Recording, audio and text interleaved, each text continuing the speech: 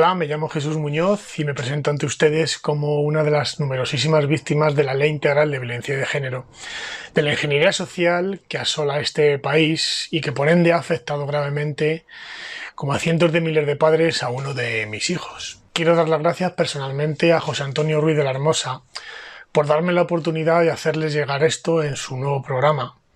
y por acordarse de mí y de un caso tan dramático como este, pero que por desgracia, como ya he dicho, es uno de los cientos de miles de casos que han llegado a destrozar la vida de millones de niños en este país, desde que entra en vigor la Ley Integral de Violencia de Género en el año 2004. En el año 2006, mi expareja Beatriz CR me denuncia por violencia de género tras no llegar a un acuerdo porque me niego a firmar una pensión de alimentos de 800 euros en medio de un proceso de otorgación y guardia y custodia, donde como la única discrepancia que existe era la pensión económica, no se llega a un acuerdo. Gracias a Dios grabo esa conversación y entre sus abogadas y yo, que dura aproximadamente 17 minutos, en esa conversación se puede escuchar íntegramente en la página web malosdatosfalsos.com y en su margen derecho está colgada en vídeo y transcrita con las voces originales de las abogadas Cruz Sánchez de Lara, Yolanda Corchado y Jesús Muñoz, que soy yo quien les hablo. Se llegó a decir en varias ocasiones por parte de estas letradas que como había una buena relación entre Beatriz y yo, no habría mayor problema en tener un amplio régimen de visitas. La realidad fue bien distinta. Mi expareja, Beatriz, estaba representada, tratada y asesorada jurídicamente por la Federación de Mujeres Progresistas, afín al Partido Socialista, y subvencionada con numerosísimos millones de euros de dinero público cuyo asesoramiento jurídico era de la mano de Cruz Sánchez de Lara y su socia Yolanda Corchado, siendo la primera la actual mujer de Pedro J. Ramírez. Fue asistida también psicológicamente por una de las psicólogas de coordinación del Programa de Atención Integral de Víctimas de Violencia de Género de la Federación, Beatriz Mata, y la directora del área de Violencia de Género, Covadonga Naredo, siendo Cruz la directora jurídica del área de Violencia de Género de dicha federación. Tras reunirme con sus letradas y ofrecerme ambas en bastantes ocasiones firma de un mutuo acuerdo, llegar a un mutuo acuerdo y al no conseguirme, y para coaccionarme me dejan sin ver a mi hijo hasta 4 meses. Acudo a la guardería, ya que como hasta entonces no estaban reguladas las medidas paterno-filiales, mi letrado me dice que puedo ver al menor igual que lo estaba viendo hasta entonces, excepto que tuviese bastante cuidado porque eran abogadas bastante peligrosas. Tengo que interponer denuncia por agresión e insultos al intentar ver a mi hijo en la puerta de la guardería, hechos por los que Beatriz fue condenada en juzgado penal 16 en el 2008, al ser notificada por Policía Nacional que debe personarse sus dependencias para tomársele declaración, manifiesta que no va a acudir y acude con sus abogadas de la Federación de Mujeres Progresistas al juzgado de guardia e interpone la primera denuncia de malos tratos de 5 años anteriores. Hemos de recordar que, como he dicho anteriormente, estábamos en un proceso de otorgación de guardia y custodia, ya que no estábamos casados, y el 1 de febrero del 2006, es decir, 4 meses antes, ella misma interpone en el juzgado de Familia 24 una demanda pidiendo 800 euros de pensión y no aludiendo a ninguna razón, ni manifestando por escrito, ni dejando soslayada alguna frase que pudiera inferir situación alguna de maltrato. Automáticamente me vio imputado en un proceso de violencia de género por numerosos delitos. La instrucción de ese proceso judicial se alargó durante casi 6 años, en la que me llegaron a pedir hasta 14 años y medio de prisión. Me denunció hasta en 7 ocasiones. El juicio duró una media de 10 horas, 3 días, obteniendo una libre absolución por fundado uso espurio de los procesos penales, cuyas letradas a la salida del proceso judicial, especialmente Cruz Sánchez de Lara, su procurador, le manifestaron que no pensaban ni recurrir la sentencia, ya que la propia Fiscalía, en su informe final, adelantó que la retirada de la acusación por violencia de género venía arrastrando desde hacía 6 años y que la propia acusación, debido a la extensa y demoledora documental que se aportó en el proceso judicial con más de 10.000 documentos, probaban la inocencia del que les habla hoy en día. Llegaron a denunciar maltrato físico, psicológico, restricción de alimentos, restricción de alimentación durante el embarazo, control económico. Estas abogadas y su clienta llegaron a manipular cuentas bancarias mías para hacer creer al juez que era ella quien se hacía cargo de los gastos del menor y de la casa. Manipularon informes médicos, informes del Centro de Atención a la Infancia, manipularon informes del punto de encuentro. Se manifestó incluso por escrito al juzgado para retirarme con esos supuestos informes que ellas tenían en su poder, que lo mejor para el menor era retirarme el régimen de visitas por la salud del menor, algo que no consiguieron. El propio CAI tuvo que emitir un informe desmintiendo las palabras de estas letradas, diciendo que nada más lejos de la realidad, que no solamente eso, sino que recomendaban encarecidamente que el régimen de visitas del menor y el padre no se llevasen a cabo ante el nefasto punto de encuentro. Puede llegar a demostrar cómo la doctora de la Seguridad Social falsificó un informe médico de lesiones en favor de Beatriz, unas lesiones que no existieron, puesto que la propia doctora fue pillada en sede judicial muy nerviosa, no pudiendo acreditar ni siquiera que Beatriz en el historial médico del paciente hubiera asistido nunca jamás a acreditar un parte médico de lesiones. En este caso, esta doctora llegó a falsificar un informe de lesiones del 2 de septiembre del 2005.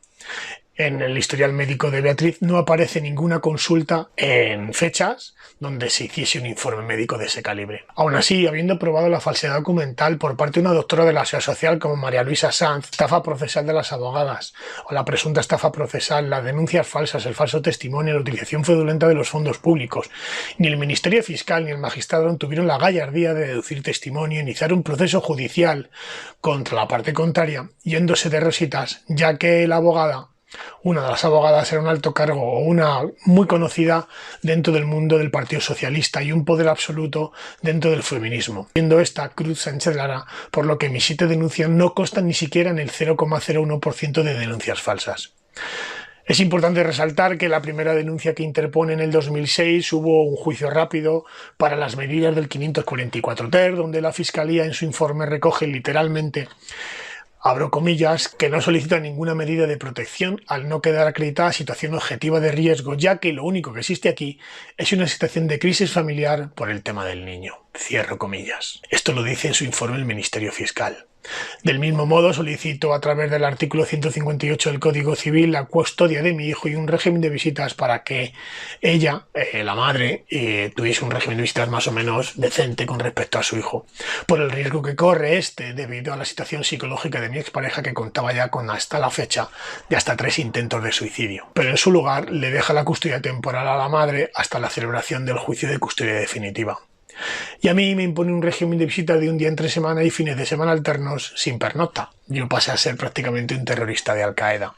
Eso sí, sin ningún tipo de pruebas. En las visitas tengo que ir acompañado para poder recoger a mi hijo de testigos, de amigos, familiares o compañeros de trabajo, que incluso grabo las deleznables situaciones que provoca el ambiente materno. En una de las recogidas, tras haber manifestado mediante escritos al juzgado lo que estaba ocurriendo con las amenazas, insultos, menosprecios e incluso agresiones a las personas que me acompañan, incluso a mi familia o a mí, mediante diligencias al juzgado de violencia de género, como digo, en una serie de recogidas, acompañado por mis padres, sufrimos una brutal agresión.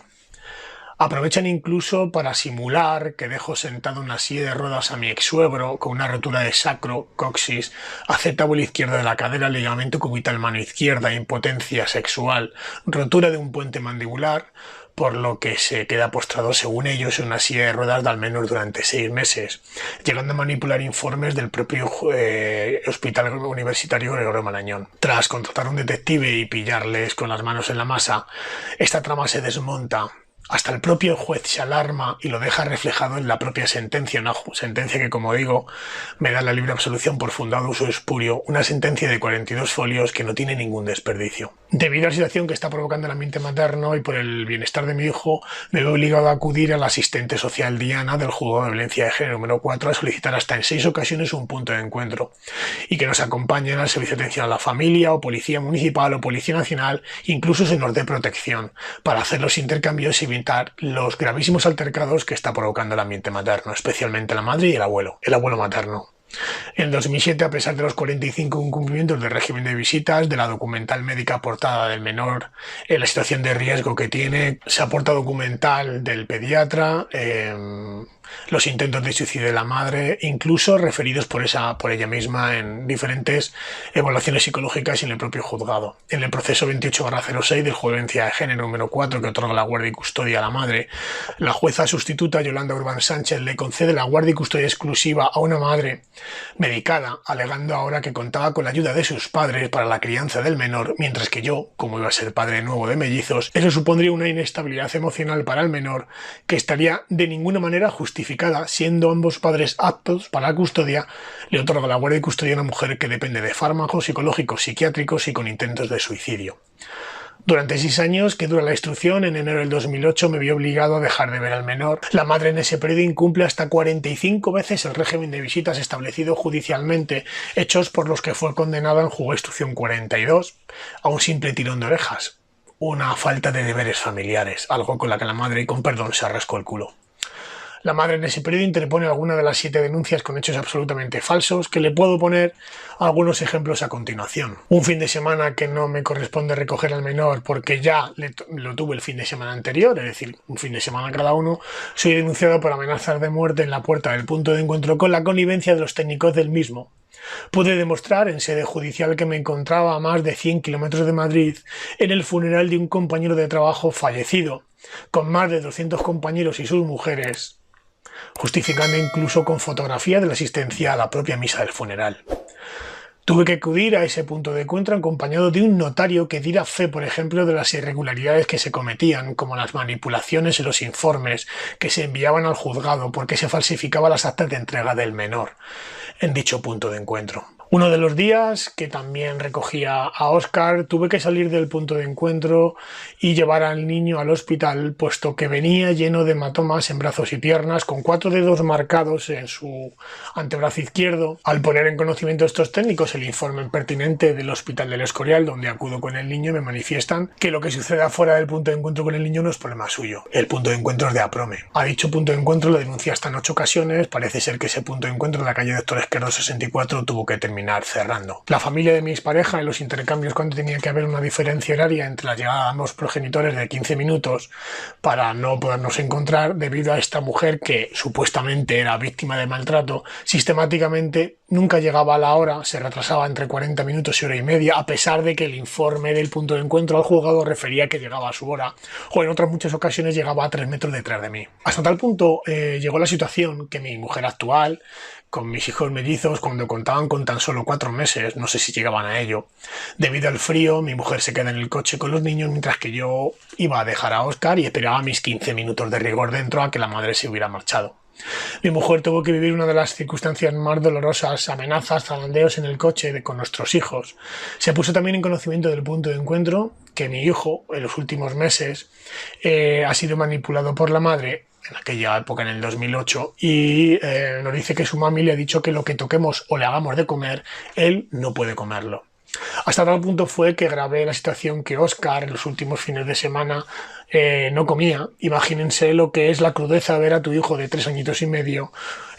pues que prácticamente por las represalias de miedo a su madre, el niño deje de comer.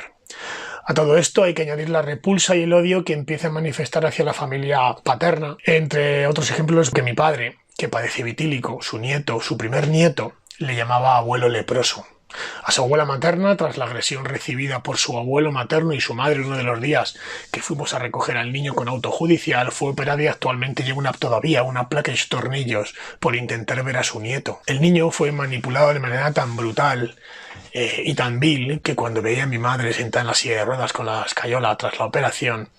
decía que había que hacer la sangre y pegarla porque así cuando llegara el yayi y la yaya le compraban chuches. Todo esto ha sido denunciado en numerosas ocasiones mediante los consiguientes escritos tanto a las consejerías de Sanidad, Educación, Comisión de Tutela, Protección del Menor, Programa Atiende Niños del Hospital del Gregorio de Marañón, Servicios Sociales, Centro de Atención a la Infancia, Secretaría de Estado de Servicios Sociales y de Familia, y a toda institución pública a la que he podido llegar desde el 2008 hasta prácticamente ahora el 2021. Durante ese mismo periodo de tiempo, mi hijo a nivel sanitario ha padecido